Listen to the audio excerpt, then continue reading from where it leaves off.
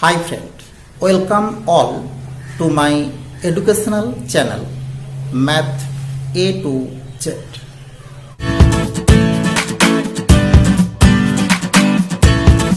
Today's class is on MCQ mathematics and the subtopic is linear programming problem. So we start with the first question of the class.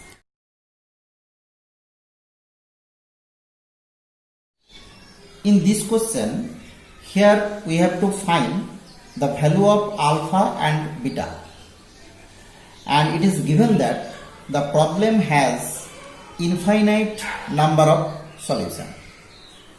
So we try to solve by graphical method. Now we draw the graph of this problem as the straight line represented by the first constant is as this is 7 by 3, this is 7 by 4. So this and this is the first constant. This is 7 by 3, 0 and 0, 7 by 4. And obviously the region is opposite to the origin because 0, 0 not satisfied the equation. And in the second constant, if we draw the graph, this is as this is 20, 0 and this is 0, 20. And the region is along the origin. Now the feasible region is this.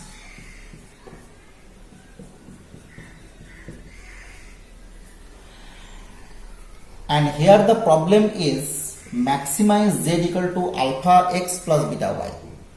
So if we draw a dotted line for a particular value of z, say this, okay, so since the problem is maximizing type, so we move the dotted line away from the origin and parallel to itself. And since the problem has infinite number of solutions, so the dotted line must be coincide with one of the constant.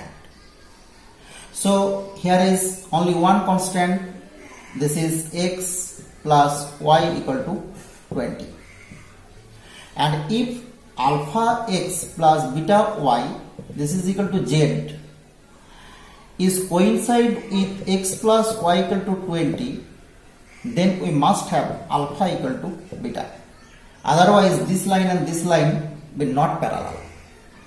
Now here it is given in option 3 that alpha equal to beta equal to 3.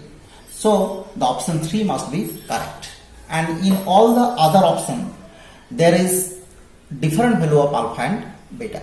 So our option 3 is correct. Now the second question is, here it is given that x1, x2 greater or equal to 0 and three constants are x1 plus x2 greater or equal to 5, 4x1 minus x2 less equal to 15 and 4x2 minus x1 less equal to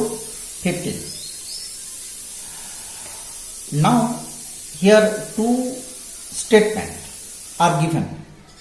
First statement is 3x1 plus 2x2 has no finite maximum, and second statement is the same 3x1 plus 2x2 has no finite minimum. So we take here the objective function as z equal to 3x1 plus 2x2. We try to solve it by graphical method. Now we draw the graph of the constants as this is x1 plus x2 greater or equal to 5. So this line has this 5, 0 and 0, 5. if we draw this, then on a x1 axis, this is 15 by 4. This is 15 by 4 and this is 15. X2 is minus 15. So the line is as this type. Similarly, this is x2 and so this is 15 by 4 and this is minus, so this line as this type. Okay, so here the region outside the origin, because this is greater or equal to 5 and these two constant, the region is along the origin, this and this. So the common region is this position. Okay, so this is bounded A, B, C, and we have to find 3 points of intersection. Clearly, if we solve last 2 constant, then we get the intersection as 5, 5.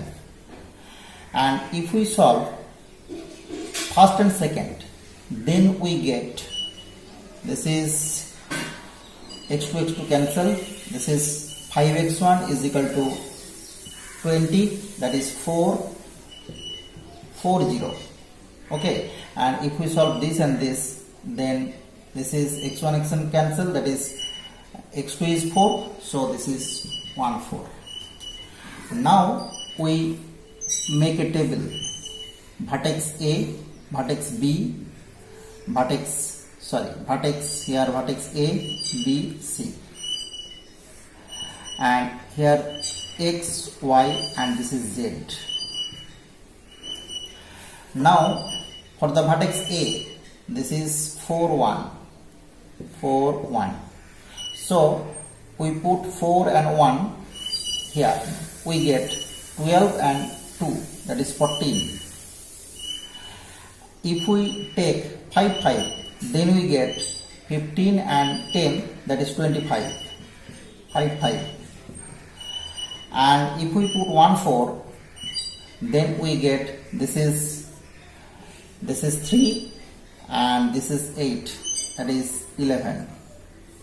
So we see that the problem has the finite maximum value, which is 25 and appears at the vertex B, and the problem has finite minimum value, which is 11 at the vertex C. So our statement 1, 3x1 plus 2x2 has no finite maximum and 3x1 plus 2x2 has no finite minimum, both are false. Okay, so our option 2, neither 1 nor 2 is true. So we go to the option 2. Now the next question. 4 regions are given by the set A, B, C and D. Now we try to understand which one or which pair is convex. To understand, we must draw picture of every pair of equation. Now for the region A, here x square plus y square equal to 1, this is the circle like this. This is 1, 0, this is minus 1, 0, this is 0, 1, this is 0, minus 1. And x plus y less equal to 2. So this line is, this is 2, 0 and this is 0, 2. So this type of line. And the region of both the picture or both the set is for the line this type and for the circle outside the circle, so this type. So the common region is this. Okay, so obviously this is not convex, because if we take a point here and another point here, then we get the line segment outside the set. because the line segment is belongs to this set, but this is not the portion of the set. So this is not convex. Now for the second region, here x square plus y square less equal to 1. So the region is inside the circle, right? So this is the region for the first circle, and x plus y,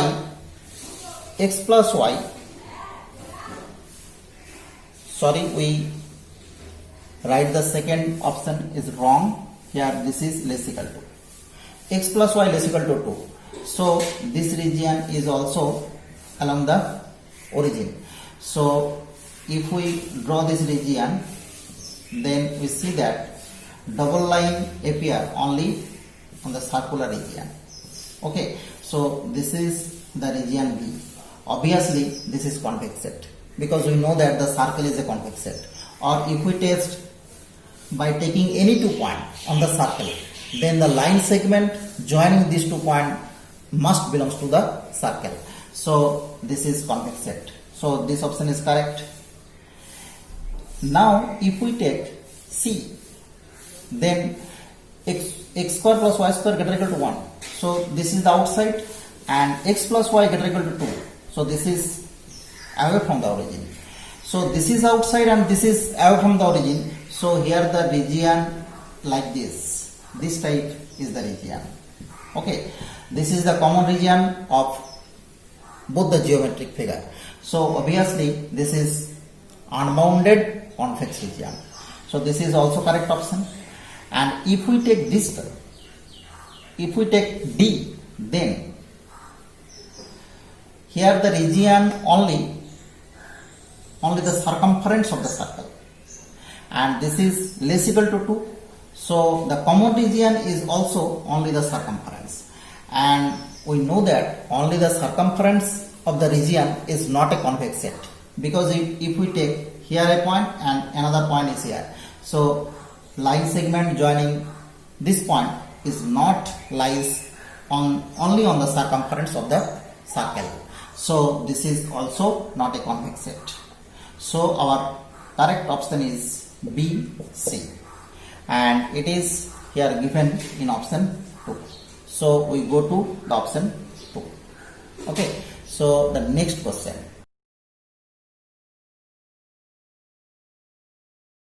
In this question, 4 statements are given, and the first statement is, if an LPP has exactly one optimal solution, then this solution is an extreme point of the feasible region.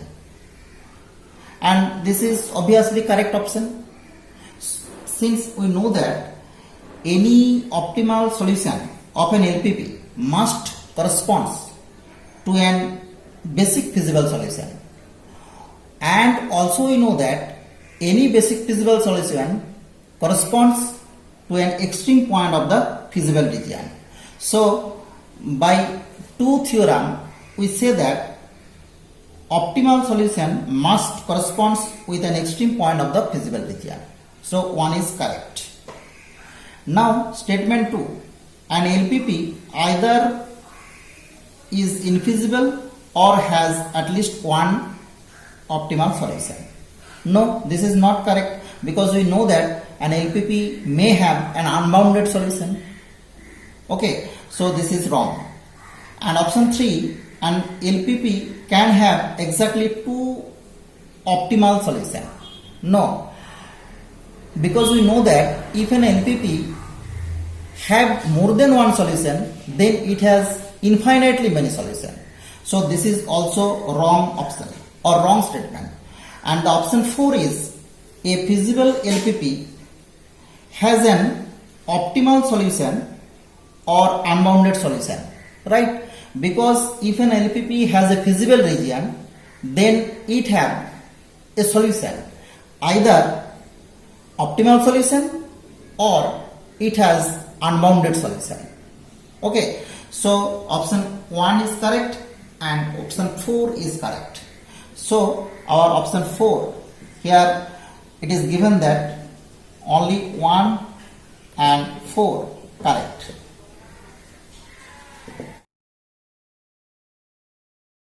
Here it is given that X star and W star are two feasible solutions of primal and of dual.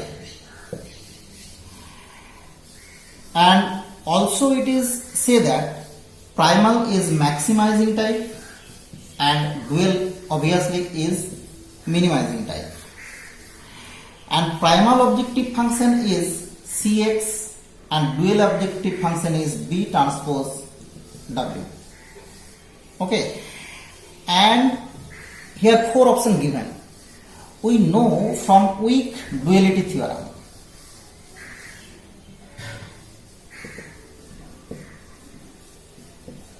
Weak duality theorem. If X star and W star are any two feasible solutions, then from weak duality theorem we know that Cx star is always less equal to B transpose B star. That is, the value of the objective function of the primal is at most equal to the value of the objective function of the dual. This is the weak duality theorem. So our option 1, here it is in option 1, this is correct. So we go to the option 1. Next question. In this question, in the primal problem, fourth constant is equality type and third variable is unrestricted in sign. So by the theorem of dual and primal, we know that this implies in the dual problem fourth variable is unrestricted and third constant is equality type. Okay, so our option 1 is correct. Option 1. Next question. Here only one equation is given in this system, but the number of variable is 3. So for any basic solution, 3 minus 1, that is 2 variable must be 0. And we have to find number of basic feasible solution. So we take at most 3C2, that is 3 basic solution. And now we have to test these 3 basic solutions are feasible or not. Because all the basic solutions are not non-negative. If we take x1 equal to x2 equal to 0, then we get x3 is equal to minus 6. So 0, 0, minus 6, this is not feasible. And other two must be feasible, because if we take x1 equal to x3 equal to 0, then we get 0 to 0. And if we take x2 equal to x3 equal to 0, then we get 3, 0, 0. So these two are basic and feasible, but this is basic but not feasible. So the number of basic feasible solution is 2. So the option 3 is correct. In this problem, here it is given that the system has n equation with n variable, and also the solution is non-degenerate.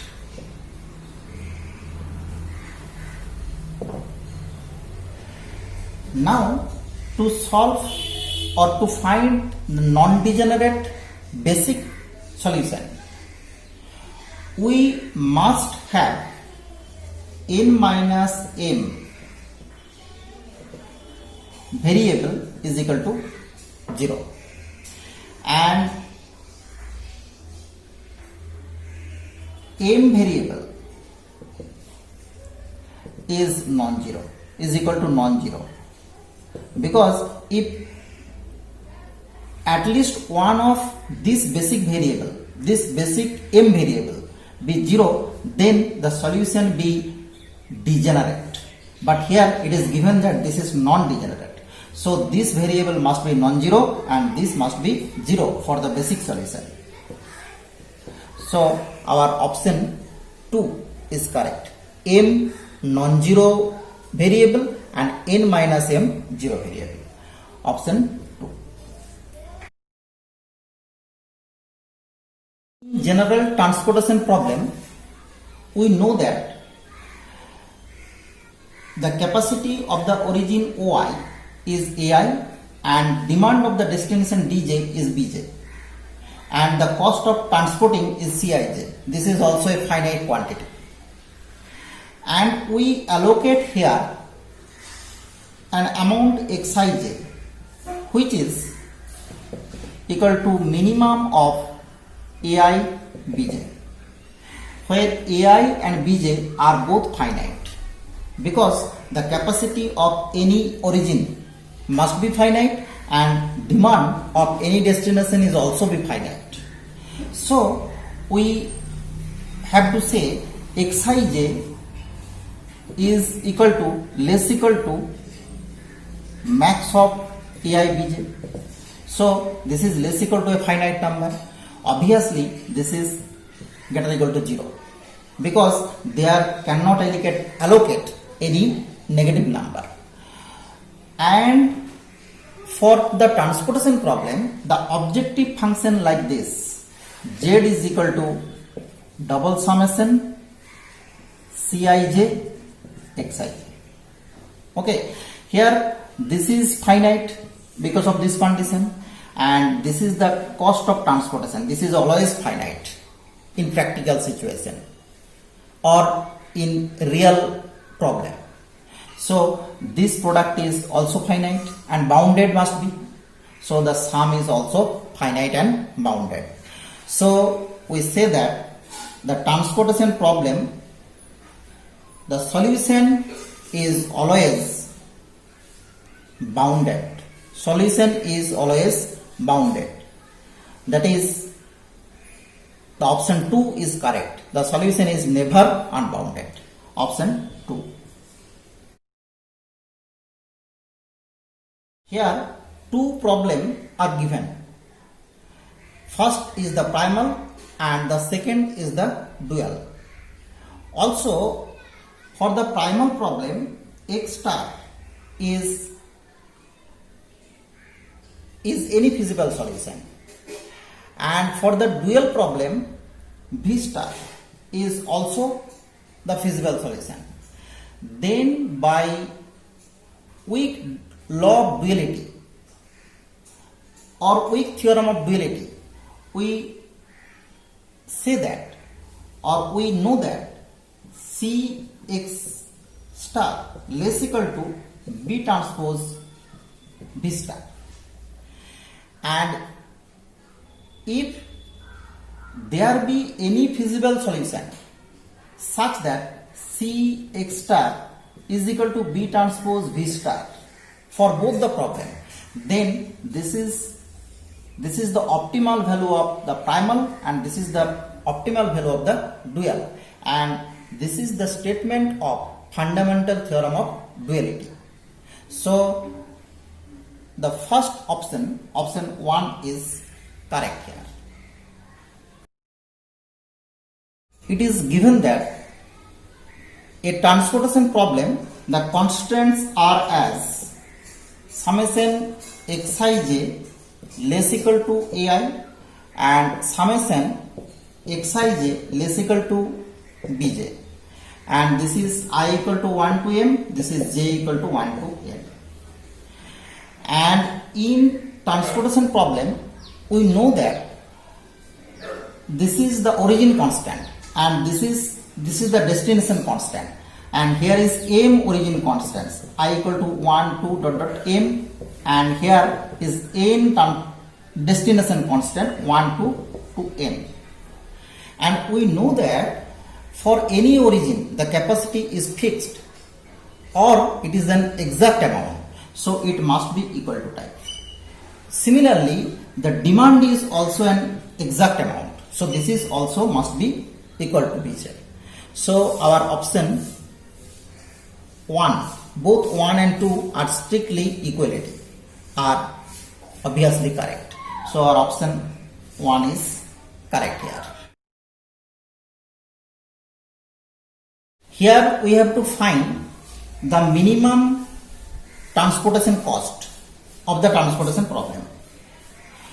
We first see that 5 plus 10 is equal to 15 and 8 plus 7 is equal to 15. So this is obviously balanced transportation problem. Now using VAM, Vogel approximation method.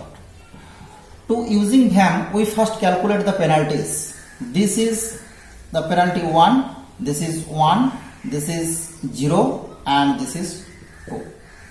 Okay, since on the first row minimum cost is 1 and next minimum is 2, so the difference is 1. Similarly for the second row, second column and first column.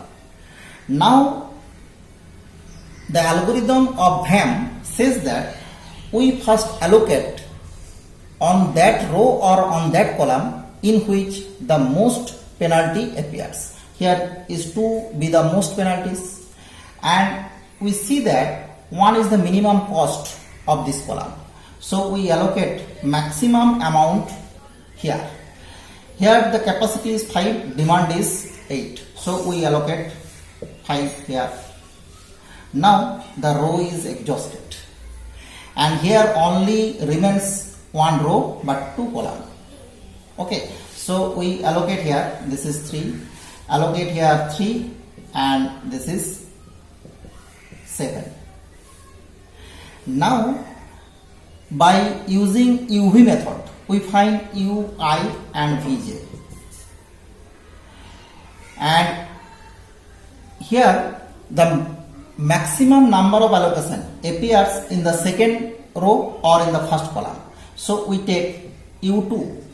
U2 is equal to 0. And this is V2 is equal to 2 and V1 is equal to 3. Because for the allocating cell, UI plus Vj is equal to Cij. And this is V1 equal to 3 and this is 1. So this must be U1 is equal to minus 2. Right. Now for the non-allocating cell, the cell evaluation Dij is equal to Cij minus Ui plus Vj. Here only one non-allocating cell, this. Here Cij is equal to 2 minus Ui is equal to minus 2 plus Vj is equal to 2. So this is 2 and this is Dij. And since all Dij get equal to 0, so the optimal condition is satisfied and we get the minimum cost from this table. And the minimum cost is given by 5 into 1 plus 3 into 3 plus 7 into 2. And this is 5 plus 9 plus 4, that is 28. This is the minimum cost of the transportation problem. So option 3 is correct. The number of cell in a loop or forming a loop in a transportation problem must be even. We all know this, so our option 1 is correct. Transportation problem, origin is m, number of origin is m and number of destination is n. And we know from the theorem of transportation problem there are m plus n minus 1 independent constant. Okay, so our option 2 is correct. This is the last question of the class. Here number of origin is m and number of destination is n. So we already know that the number of independent constant is m plus n minus 1. So the number of basic variable is also m plus n minus 1, and total number of variable of this transportation problem is m into n. Okay, so the remaining variable are must non-basic, because here total number of variable is mn, and out of mn variable m plus n minus 1 is basic. So the non-basic variable is mn minus m plus n minus 1. So the number of non-basic variable is this, and this is the option 3. Okay, so thank you for watching.